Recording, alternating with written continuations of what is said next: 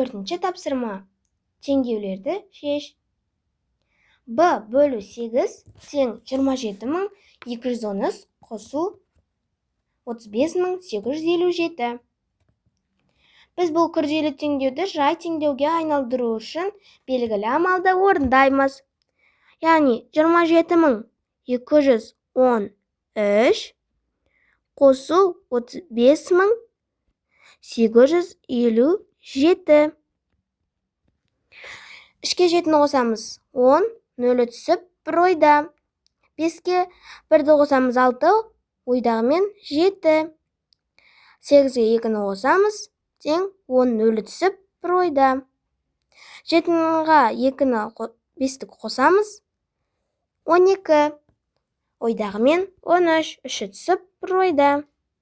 2-ке 3-ті қосамыз, 5, ойдағымен 6. B-ні 8-ге бөлгенде 63070 шықса, онда 63070-ті 8-ге көбейтеміз. 63070-ті 8-ге көбейтеміз. 0-ді соңынан тіркесек болады. 7-ні 8-ге көбейтеміз, 56, 6-сы түсіп, 5 ойда. 8-ді 0-ге көбейтсе, 0, ойдағымен 5. 8-ді 3-ге көбейтсе, 24, 4-і түсіп, 2 ойда. 8-ді 6-ға көбейтсе, 48, ойдағымен 50. Ал енді ең соңғы мына жердегі 0-ді тіркейміз, яғни 0. Бізде шыққан жауап 504560. Яғни бұл B-ның мәні. Келесі теңдеуді шығарайық. 93 көбейту Z тең болады 43617 бөлу 7. Біз тағы да қарапайым теңдеуді айналдырамыз. 43617-ні 7-ге бөлеміз. 43-тен қайырамыз. 43-ке жақын 7-ге көбейткен қандай сан бар? 42, яғни 6. 6-ны 7-ге көбейтсек, 42. Азайтсақ, 1. 6-ны түсіреміз. 16-да неше 7 бар? Әрине, 2. 2-ке 7-ні көбейтеміз, 14. Азайтамыз, 2. Төбедегі 1-ді түсіреміз, яғни 21. 21-ның ішінде 7 неше рет бар? 3 рет бар. 7-ге 3-ке көбейтеміз, тең болады 21. Азайтамыз, 0. 7-ні түсіреміз, 7, 1 болады. 7-ден 7-ні азайтамыз, 0. Бізде 0 қалдық. Және 6231 шықты. Бізде 93-ті Z-ке көбейткенде 6231 шығатын болса, Z-ті табу үшін не істей аламыз? Біз 6231-ді 93-ке бөлеміз. 6-дан қайырамыз жетпейді, 62-ден қайырамыз жетпейді, 6623-тен қайырамыз, бұл жетеді. 93 саны 90-ға жақын болғандықтан 9-дан көбейту кестесін еске түсіреміз. 62-ге жақындайтын қандай сан көбейту кестесінде, 9-ның көбейту кестесінде бар? 54, 6 және 63, 7. Бізге керегі 6. 6. Тексеріп көреміз. 6-ны 3-ке көбейтеміз, 18. 8 түсіп, 1 ойда. 6-ны 9-ға көбейтеміз, 54. Ойдағымен 55. Азайтып көреміз. Егерде жетіп жатса, тағы да қосамыз. 13-тен 8-ді азайтамыз, 5. 11-ден 5-ті азайтамыз. Тең 6. 65. Бастапқы 1-ді түсіреміз. Яғни бұл бізге 63 деген едік бағана. Бұл 7. 7 келеді. 7-ні 3-ке көбейтеміз. 21, 1 түсіп, 2 ойда. 7-ні 9-ға көбейтеміз. 63, ойдағымен 65. Бізде дұрыс шықты. Яғни бізде Z ол 67. Келесі теңдеуге көшейік. Жақша ашылған 32 азайту M, жақша жабылған көбейту 6, азайту 39 тең 45. Біз бұл жерде өзгеше бір нәрсе жасаймыз. Міне 39 азайту, яғни бұл теңдіктің бергі бетіне өткен кезде қосу болып өзгереді. Яғни біз мына жерден жойылады. Мына жерге келеді. Сосын осыны шығарайық. 45-ті 39-ға қосамыз. Тең болады. 5-ке 9-ды қосамыз. 14, 4 түсіп, 1 ойда. 3-ке 4-ті қосамыз. 7, ойдағымен 8. Бізде тағы да бір өрнек қалды. Көбейту 6. Бұны да жақшаның арғы бетіне, теңдіктің арғы бетіне өткіземіз. Бұл жерден 84 шықты. Яғни бұл жерге теңдіктің арғы бетіне өткен кезде амалдар керісінше орындалады. Мысалы көбейту болса, бөлуге ауысады. Азайту болса, қосуға ауысады. Қосу болса, азайтуға ауысады. Ал бөлу болса, көбейтуге ауысады. 84-ті 6-ға бөлеміз. Тез шығарайық. 84 бөлу 6. 8-ден қайырамыз. 8-дің ішінде 6 бір рет бар. Азайтамыз. 6 тең 2. Түсіреміз. 24. 24-те 6 неше рет бар? 4 рет. 24-тен 24-ті азайтамыз. Дұрыс. Яғни бізде мынадай өрнек шықты. 32 азайту M тең 14. Шатасып кетпеңіздер.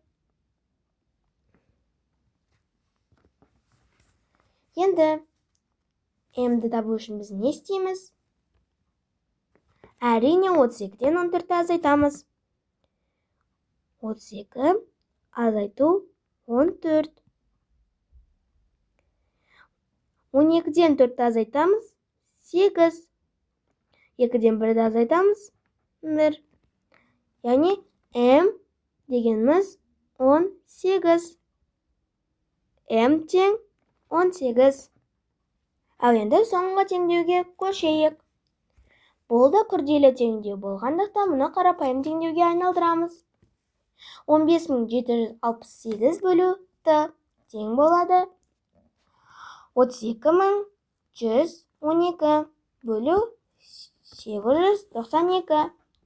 Ең алдымен біз белгілі амалды орындаймыз. Яғни бұл 32112 бөлу 892. 3-тен қайырамыз жетпейді. 2-ден қайырамыз жетпейді. 1-ден қайырамыз жетпейді. 2-ші 1-ден қайырамыз. Бұл жетеді. 892 900 санына өте жақын болғандықтан оны 900 деп есептейміз. Ал 3211 саны 3200-ге жақын болғандықтан 3200 деп алайық. Яғни бұларды қысқартқанда 32 және 9 деп аламыз. 32-ның ішінде 9 неше рет бар? Қане тез 9-ның еселіктерін айтып шығайық. 9-ды 1-ге көбейтсе 9, 9-ды 2-ге көбейтсе 18, 9 9-ға көбейтсе, 9-ды 3-ге көбейтсе 27. Яғни болады 3. Егер тағы да жетіп жатса, қоса саламыз. 3-ке 2-ні көбейтеміз. 6. 3-ке 9-ды көбейтеміз. 27. 2 ойда. 3-ті 8-ге көбейтеміз. 24. Ойдағымен 26. 11-ден 6-ны азайтамыз. 5. 10-нан 7-ні азайтамыз. 3. 11-ден 6-ны азайтамыз. 5. Яғни, тағы да төбеден 2-ні түсіреміз. 5352-де неше 892 бар? Бұны да жаңағы тәсілмен шығарып көрейік. Бірақ бұны басқа да тәсілмен шығаруға болады. Мысалы, 2-ні көбейту кестесінде 2-мен аяқталатын қандай сан бар? Бізде 1 және 6 деген сан бар.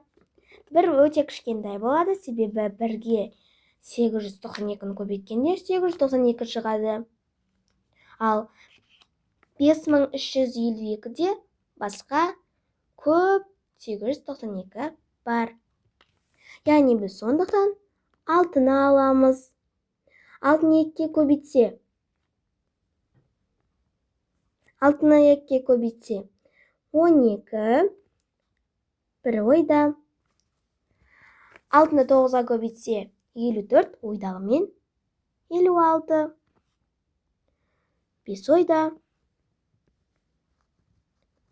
Ойдағымен 55 болады. Кешіріңіздер.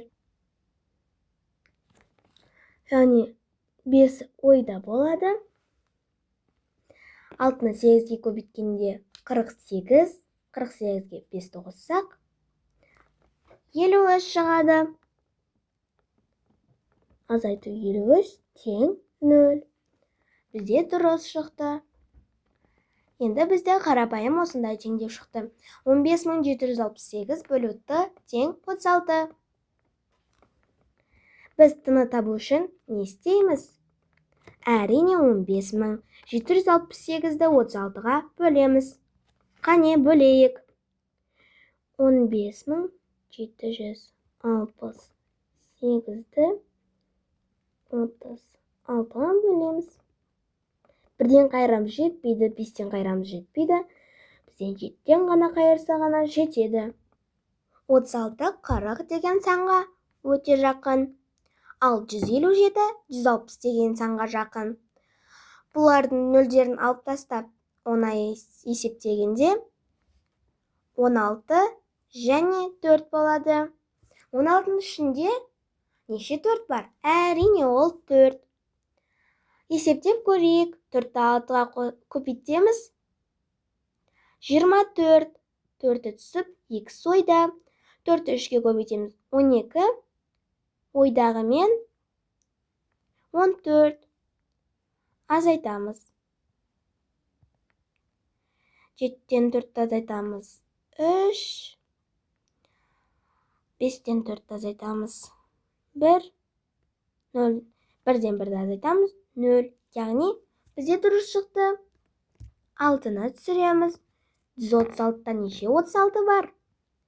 4 әрине болмайды, сондықтан онан 1 кіші сан. Ол 3. Тексеріп көрейік. 3-ті 6-ға көбейтеміз. 18. 8-ді түсіп 1 ойда. 3-ті 3-ге көбейтеміз. 9. Ойдағымен 10. Азайтып көрейік. 16-тан 8-ді азайтса 8. 2-ден 0-ді азайтса 2. Яғни 28. Бізге сыймағандықтан жанына жаза берейік. 28. Қасына 8-ді түсіреміз. Бөлу 36. Бізде бұл жерде 144, ол 4-пен көбейткенде шығады. Яғни 144-тің 2 есесі 288 болғандықтан 4-ті де 2 еселейміз. Яғни 8. 8 6-ға көбейтеміз. 48, 8 түсіп 4 ойда. 8-ді 3-ге көбейтеміз. 24, ойдағымен 28.